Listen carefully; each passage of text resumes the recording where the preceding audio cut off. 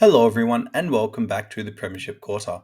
Today, I'm going to be doing a round 19 takeaways video. So, talking about some games, some talking points from the round, and then a little bit about the season ahead, as I think it's going to be a very important runway for a lot of teams and a few important weeks for some teams who might be able to affect the ladder a bit more severely than what certain people might think. Before we get into the video, just a couple things. I missed all of last week as I was feeling horribly sick. I was not having a good time at all. I was in Adelaide over the weekend as I flew up with my dad, who had a work conference on the Monday. So I went to Adelaide for the game and I was feeling dreadful. I wasn't really feeling too bad on the actual trip, but I'm horrible at flying. So on the flight back, which was on the Monday night, I wasn't feeling fantastic.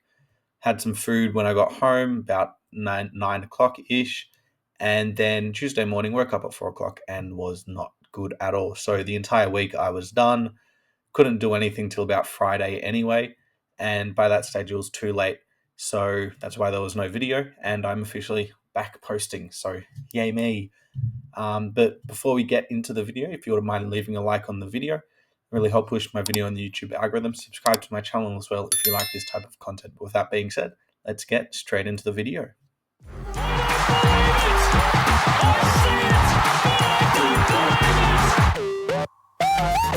came up behind him like a librarian.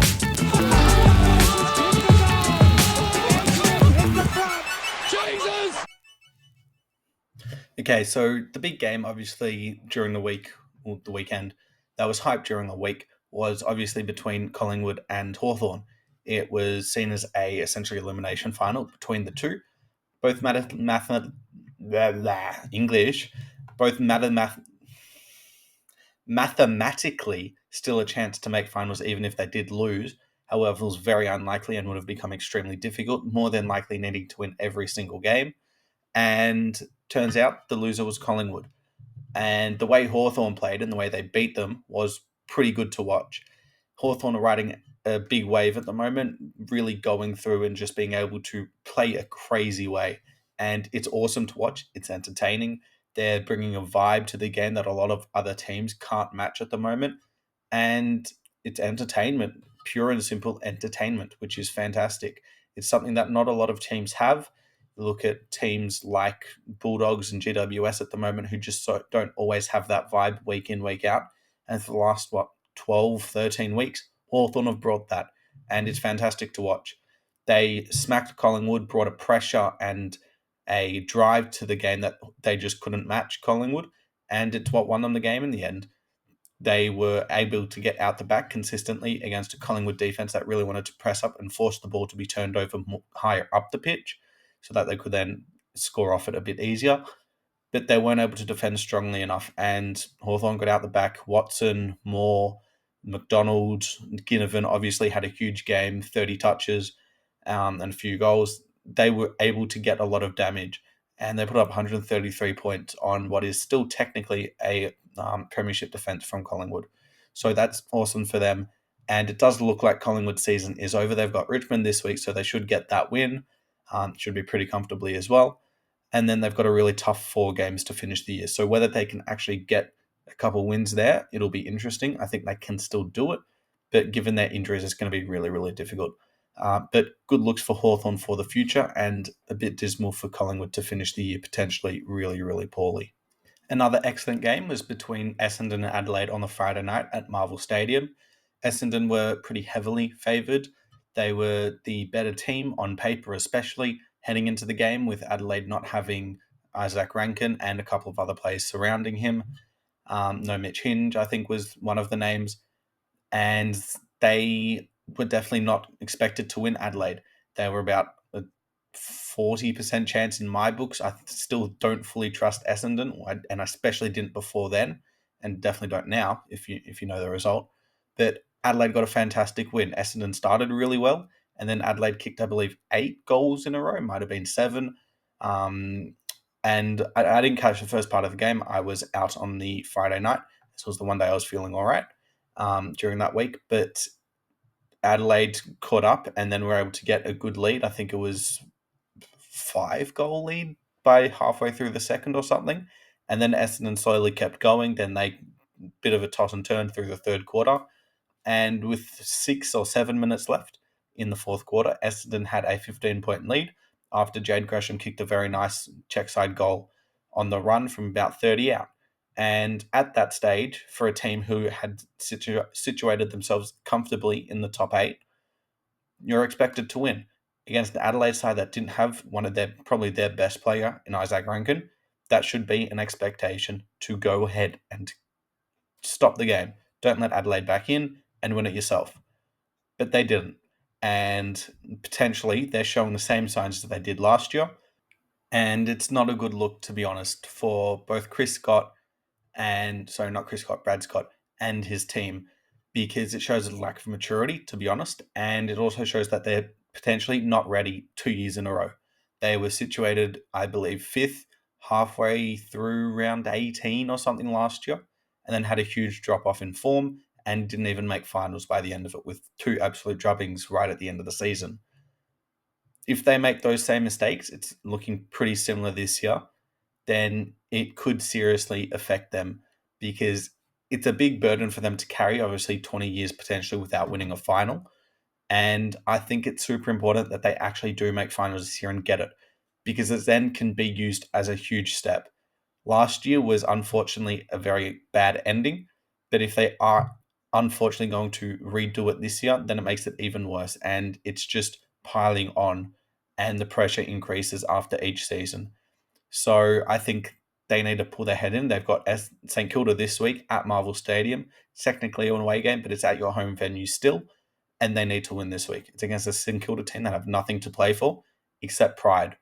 And as an Essendon team who are still in the eight, you need to win this game. You're still 2 points clear of ninth and technically 11th as well. But you're still clear, and you still need to make finals and win games this year to close it out. Don't do the same thing. Don't make the same mistakes 2 years in a row. But for Adelaide, it was pretty impressive, to be honest. Ben Keys had a fantastic game, easily the best of his career. Kicked 5 goals. Rochelle got the winner. Very, very nice finish. Good celebration as well, doing the James Hird, ironically, against Essendon, which is pretty nice. But as I said, I didn't really watch the game, so not much else for me to talk about with that. So let's move on to the next game. The other big game that I think deserves talking about a little bit more in depth than what I will in my tips prediction is Brisbane versus Sydney up at the Gabba. This was a Sunday 110 game, which is very interesting, specifically for two final sides last year. Potentially because Brisbane weren't seen as necessarily a top 8 when they did this fixture, but still a bit weird. I think this very easily could have been at least a Saturday night, if not a Friday night. But anyway, let's get into the game. It was genuinely an awesome watch. Two teams who, Sydney, obviously we know how good they are. They are right at the top of the table, and for a good reason. Their best has been the best this year.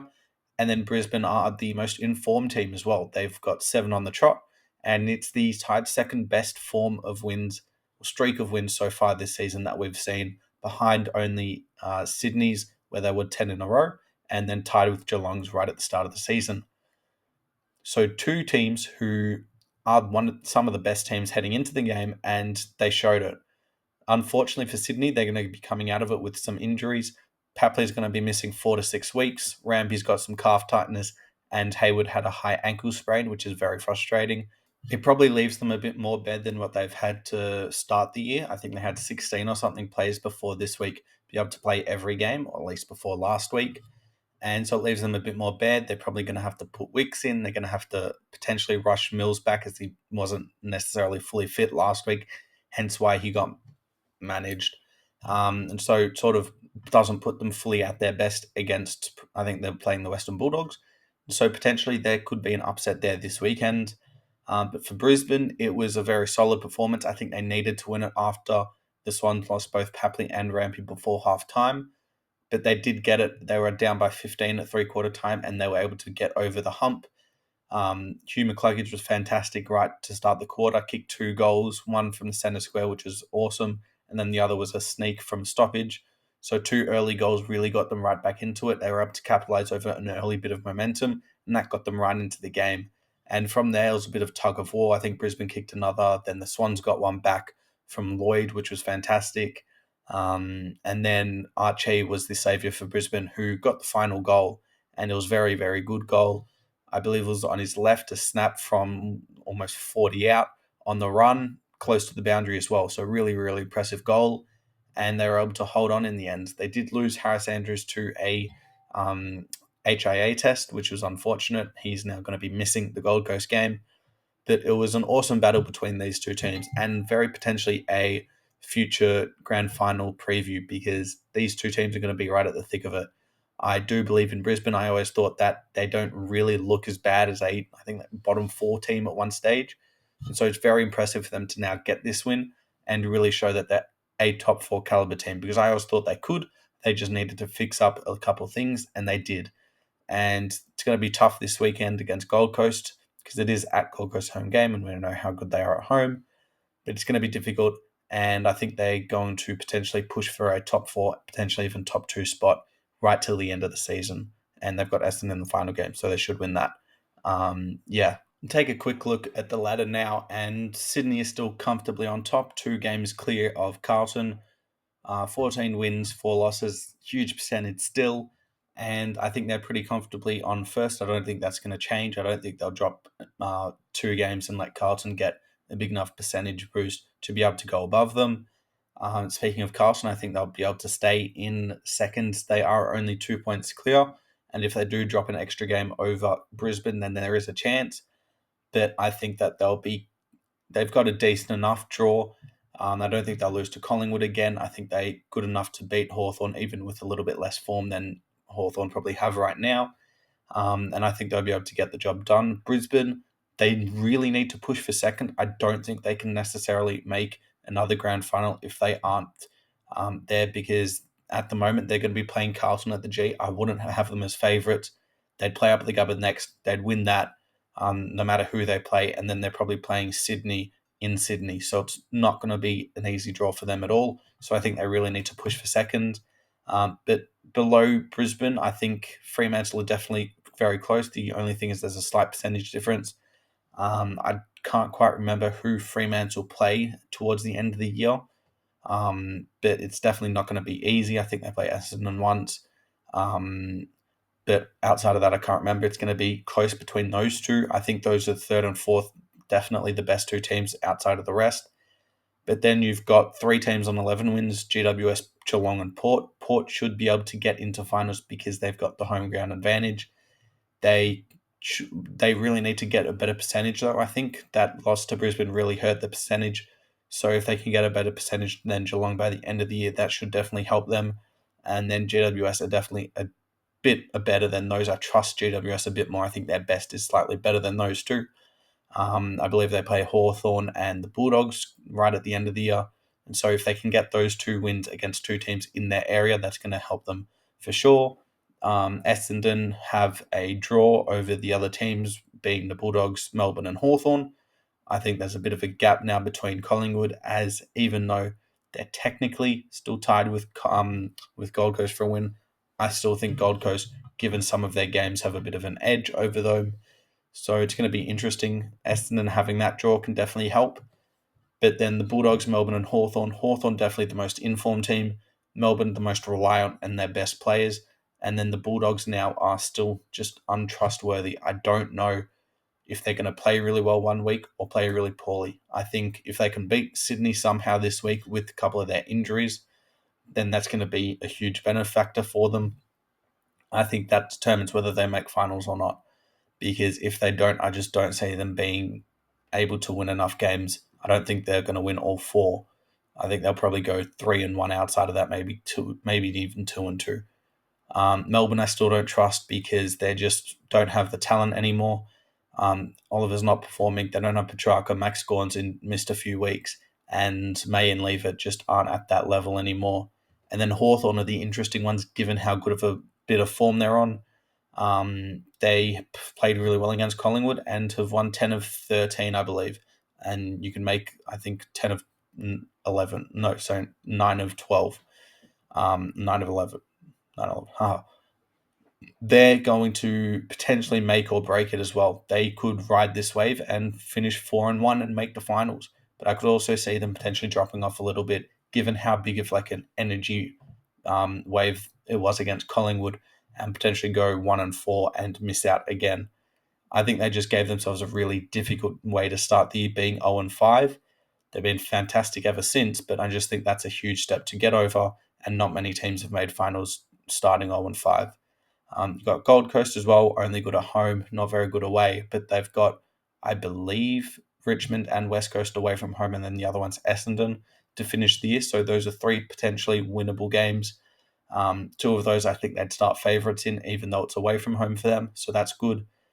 But it's obviously they've got Brisbane this week. No Harris Andrews. So if they can get that win, that definitely sets them up very well.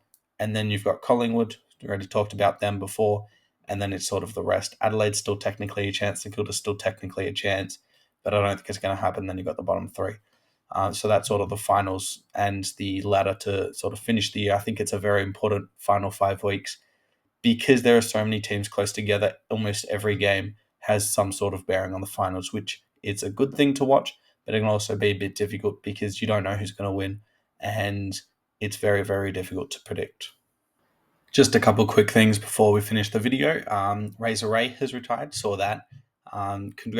Congratulations to him. Fantastic career as an umpire.